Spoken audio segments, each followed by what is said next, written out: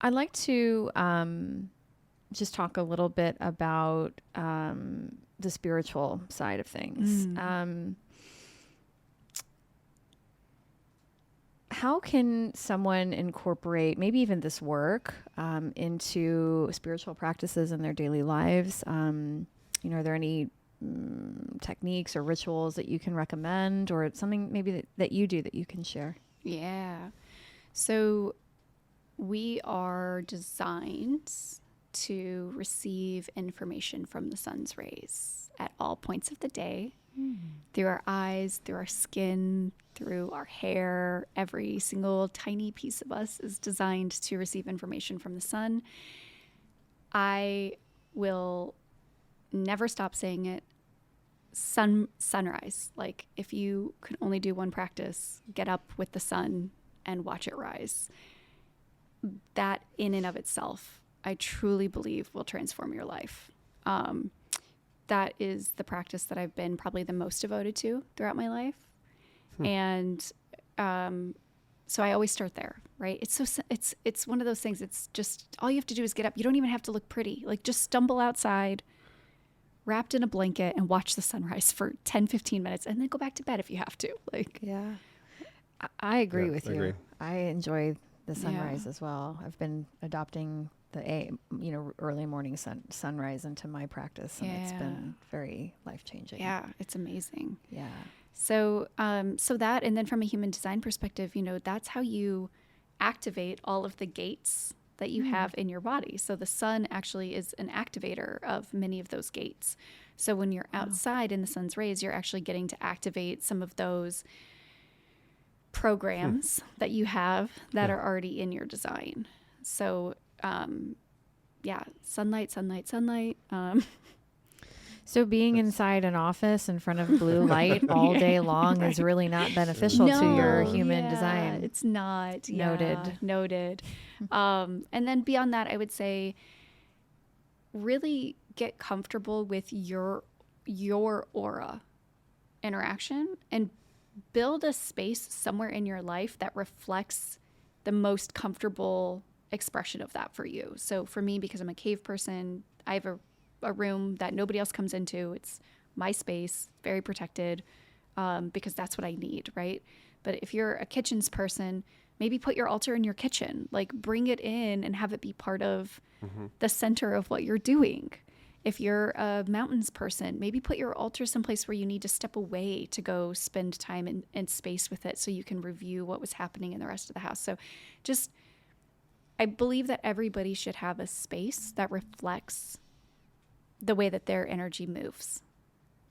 And that in and of itself is healing in human design. We say, like, if you can be in the right environment for you, like, you're going a long way towards healing a lot of the dis-ease that can exist inside of us. Wow, that's really great advice. Yeah.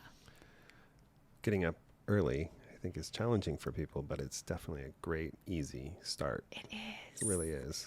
And even if you have to go back to bed. Exactly. Yeah. You'll eventually, I always tell people, I'm like, nobody believes me until they do it.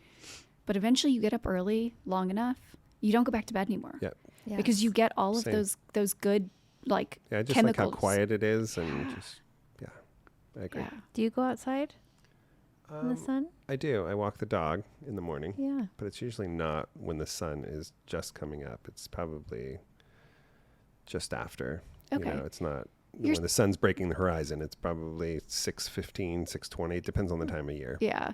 If you're below the 30 degrees on the horizon, you're good. Okay. Yeah. So. Good job, G. Yeah. Thanks. Yeah, I just finished. Tomorrow's the last day of a 30-day challenge. So I have a group of people who've been doing sunrise with me for 30 days as of tomorrow. Very cool. Do you think you'll do another one of those? I will. Yeah, it was very successful, and it was super rewarding. So I'm definitely going to do it again. Oh, that's awesome. Cool. Yeah. Okay. Well, we'll Keep make us sure we posted. can, make sure we can direct people to your socials Yeah. afterwards, and Absolutely. Okay. Yeah. Is it my turn or is it your turn? No, I think it's my take it. turn. I think we've answered a few of these that kind of played into self-care and where we can kind of get started in this, but as a creative marketing and branding agency, I'm curious as to trends and emerging trends that you see in human design and spirituality that you find exciting or noteworthy. Can you share some of those? Yeah. I think we're going to see a huge market for type-specific retreats. Oh, wow. I have a feeling. I've started to see sort of like the underground workings of it. Some big names in the industry sort of starting to put feelers out. And to me, just with this desire that people have for retreat spaces right now, and especially for getting to places where they can maybe participate in plant ceremonies, I think we're going to see people starting to get smart and start tailoring that to your design type to create a sort of tailored experience for each type. It's very, yes, I mean, that makes sense. Mm-hmm. Yeah. Are you interested in doing stuff What do you like think that? of that? I would love to facilitate at something like that. And I do not want to have anything to do with the planning, the organizing. Okay, well, we should talk. Yeah. Because I'm already ideating I know. things. Of course. I was like, whoever is smart enough to take this and run with it, because I'm an oracle, I'm like, you're welcome. Yeah. Okay, let's talk. Yeah. So yeah. So that's something that I see. I would say the other trend that I see is there's something in human design called the rave. Raves. The rave. We like those. You like raves? You won't like this one. So in 2027, Ra said that there would be a shift in humanity that would drive everybody towards extreme independence. And he has a bunch of prognostications for this time that are pretty negative. And so there's sort of been this, the younger people in human design have started this like march towards independence and kind of like the individual is like the most important thing. Like, I just need to know about me. Tell me about me. I need to know about me. Yeah. So where the first thing is a trend that I'm like, oh, that could be really cool, because I think people would really thrive in retreats where they have like the right environment and things. The second thing for me is less exciting, because I don't feel that way at all. I think Ra was trying to get a rise out of people. He was very much kind of a shock jock. Like he wanted that reaction from people. That was sort of his purpose here on earth, was to create shock. So I don't personally feel like that's what's coming. I don't see it. I don't feel it. And so I find the trend, like this march towards individualism, like concerning that it's being supported by human design. Like, so it's another trend, but I'd say that's more a trend I'm trying to fight against. Okay. Yeah. Yeah. But I mean, I also see and feel that too. And I think that it's like, it's this Yes, agreed. Yep. and this that like separates us and allows us to be solely focused on our own stimulation, our own, what we want, our own, Yeah. Agreed. like the comparison, 100%. and it begins to distract us from the fact that we need people. We are all connected. There is, we are all made of the same stuff.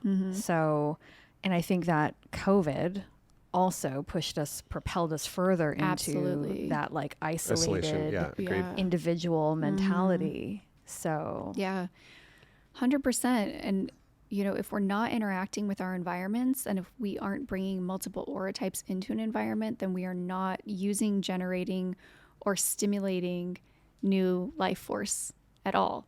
So it's really concerning to me. And I think as that's a foundational piece of human design, is that, we all are in this together, and it all comes down to this life force that's generated by generators.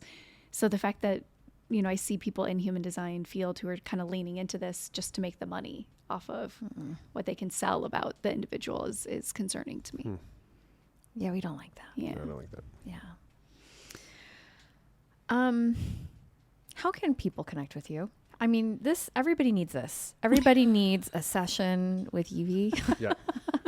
just going to put that out there. I mean, it's been really fascinating just to, From a work standpoint. from a work standpoint, For just sure. how we've understood each other better. I mean, eventually I'd like to have our whole team do like a reading with you and like, how can we optimize our business and our, professional relationships with each other? How can we best support our team, you know? So, how do people connect with you? Where can they find you? So you can find me in Lothlorien. I love this. Keep going with those references. Sorry. Lord it's of the Rings. Lord of the Rings, guys.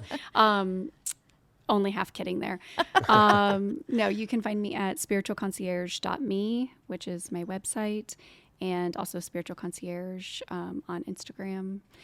Pretty much if you type Spiritual Concierge, you're probably going to find me. Yeah. So Great. Good You are job. one and only. there's... Is there a process in which somebody goes about booking a session with you?